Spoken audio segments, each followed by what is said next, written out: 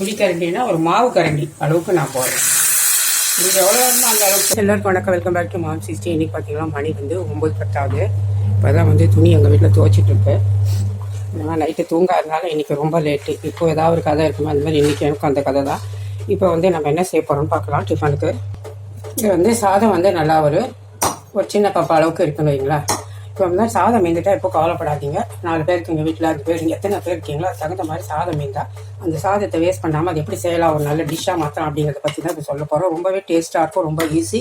இப்போ அது எப்படி செய்யலாம் அப்படிங்கிறத பார்க்கலாம். இங்கே வந்து ஒரு குக்கர் வச்சுருக்கேன். இப்போ வந்து நான் 2 பேருக்கு தான் செய்ய போகிறேன். என்ன செய்ய போகிறேன்னு சொல்கிறேன். இப்போ வந்து பாசிப்பருப்பு ஒரு கை அப்படி திறந்தா இருக்கிற அளவுக்கு நிறையா இல்லை, இவ்வளோ தான் போடுறேன். ஏன்னா 2 பேருக்கு அப்படிங்கிறதுனால எனக்கு 4 பேருன்னா இன்னொரு கை சேர்த்துக்கோங்க.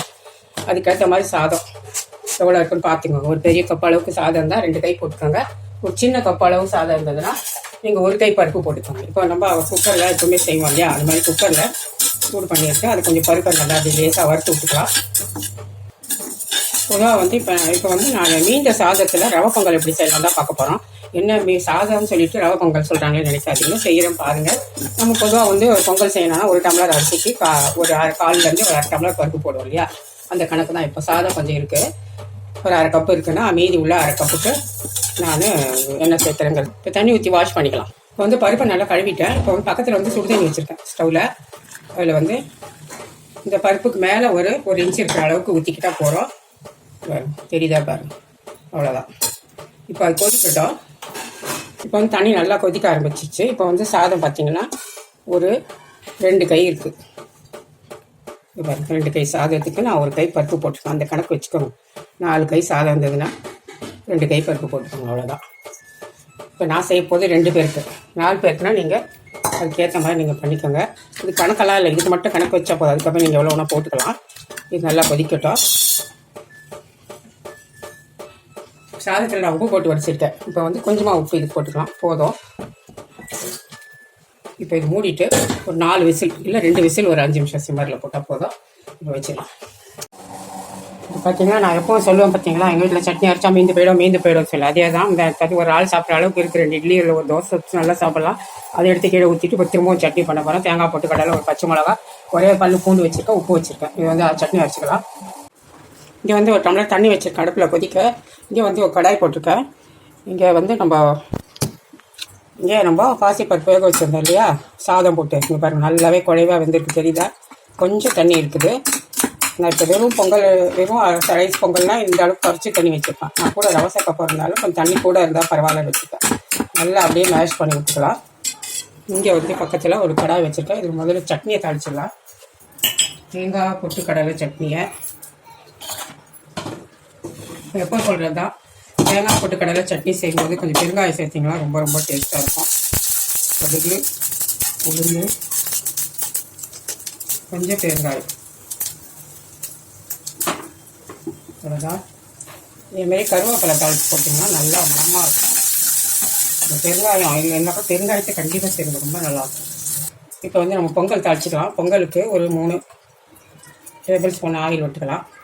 எப்போயுமே 2 பேர்னா ஒரு 3 டேபிள் ஸ்பூன் ஆயில், கொஞ்சம் நெய்யின்னு ஒரு கணக்கு வச்சுக்கோங்க. ஒருத்தருக்கு 1 அப்படின்னு கணக்கு வச்சுக்கிட்டு கொஞ்சம் எக்ஸ்ட்ரா ஊற்றிங்கன்னா நல்லா டேஸ்டியாகவே இருக்கும். இதில் வந்து நம்ம நெய் கொஞ்சம் சேர்த்துக்கலாம். நெய் வந்து உள்ளே வைக்க மறந்துட்டேன்.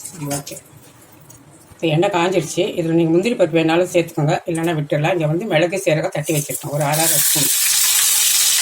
எல்லாருக்கும் தெரியும் பொங்கல் தாளிக்கிறது. ஒரு சிலர் எண்ணெயிலே தாளிப்பாங்க, இல்லாட்டி கொஞ்சமாக ஊற்றி தாளிப்பாங்க. கொஞ்சமாலாம் போட்டிங்கன்னா பொங்கல் நல்லா இருக்காது. கொஞ்சம் ஆயிலோ ஒரு நெய்யோ கூட இருந்தால் தான் பொங்கல் டேஸ்ட்டாக இருக்கும்.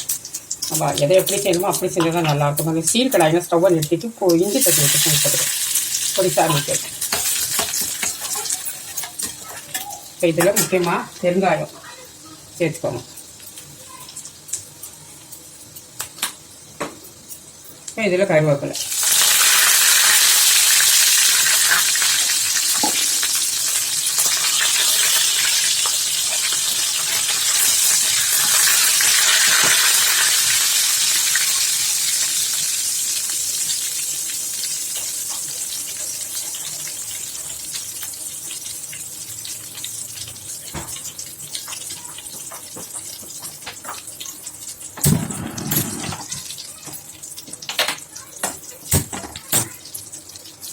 இப்போ இதிலே வந்து கொஞ்சம் முந்திரி பருப்பு சேர்த்துக்கிறேன். முந்திரி இதெல்லாம் இருந்தால் தானே பொங்கல் டேஸ்ட்டாக இருக்கும். இப்போ இதில் ரவை போட்டுக்கலாம். ஒரு கரண்டி குழி கரண்டி அளவுக்கு போடணும். இது ஒரு நிமிஷம் இதிலே நான் போடுற போது இதில் வந்து ஒரு குழி கரண்டி அளவுக்கு ரவை போட்டுக்கலாம். குழி கரண்டினா ஒரு மாவு கரண்டி அளவுக்கு நான் போடுறேன். நீங்கள் எவ்வளோ வேணுமோ அந்த அளவுக்கு போட்டுக்கோங்க, அது ஒன்றும் பிரச்சனை இல்லை. லேசாக வறுத்து விட்டுக்கலாம் அந்த எண்ணெயிலேயே, கருகாமல் வறுத்து விட்டுக்கலாம். சிம்மரில் தான் போட்டுக்கேன். அப்போ தான் வந்து பொங்கல் வந்து உங்களுக்கு பிசு பிசுன்னு இல்லாமல் இருக்கும். இந்த எப்படி உப்புமாவுக்கு வறுக்கணும் அதே மாதிரி தான் நான் மொத்தமாக இதில் வறுத்துட்டேன். இப்போ இதில் சுடு தண்ணி கொதிக்க வச்சுருக்காலே அதை ஊற்றிக்கலாம். ஒரு கரண்டிக்கு ஒரு கரண்டி தண்ணி வச்சுருக்கேன். இன்னொரு கரண்டி உப்புமாவெல்லாம் செய்கிற மாதிரி தான் 1க்கு 2 ஊற்றியாச்சு. இன்னுமே கூட ஊற்றணும். ஆனால் நான் என்ன பண்ணுறேன்னா இப்போ வேக வச்சது எடுத்து அதில் சேர்த்துட போகிறேன், சாதமும் பருப்பையும். அதனால் சிம்மரில் போட்டுட்டு இப்போ நம்ம மசிச்சு வச்சுருக்கோம் இல்லையா, இந்த இது சாதமும் பருப்பும் இதை அப்படியே சேர்த்துருக்கோம். அவ்வளோதான்.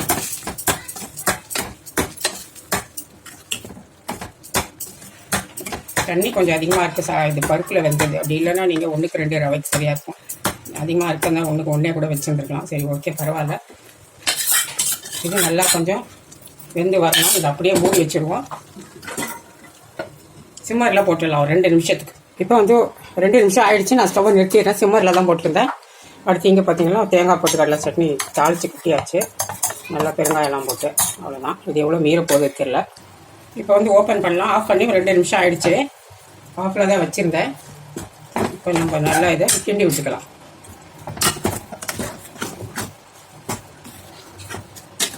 முடிஞ்ச அளவுக்கு நம்ம அலுமினியத்தில் செய்யும்போது உங்களுக்கு அடியெல்லாம் பிடிக்காது. ஸ்டீல்லாம் கொஞ்சம் ஏமாந்தாலும் கீழே பிடிச்சிரும். அலுமினியமும் நான்ஸ்டிக்காக பண்ணும்போது கீழே ஒட்டே ஒட்டா. சிம்மரில் போட்டு விட்டால் கூட ஒன்றுமே ஆகாது. இப்போ நம்மளோட வந்து பொங்கல் வந்து ரெடியாக வச்சிடும். பொங்கலை வச்சிடலாம். கை சுட்டு போச்சு. கொஞ்சம் சட்னி ஊற்றிட்டு சாப்பிடுவோம். சாம்பார் வந்தால் இன்னுமே நல்லாயிருக்கும். அடுத்து இங்கேயே கொஞ்சம் சட்னி ஊற்றிக்கலாம்.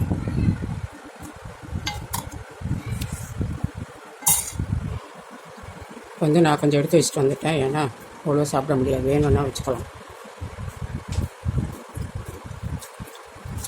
சூடாக இருக்கேன்.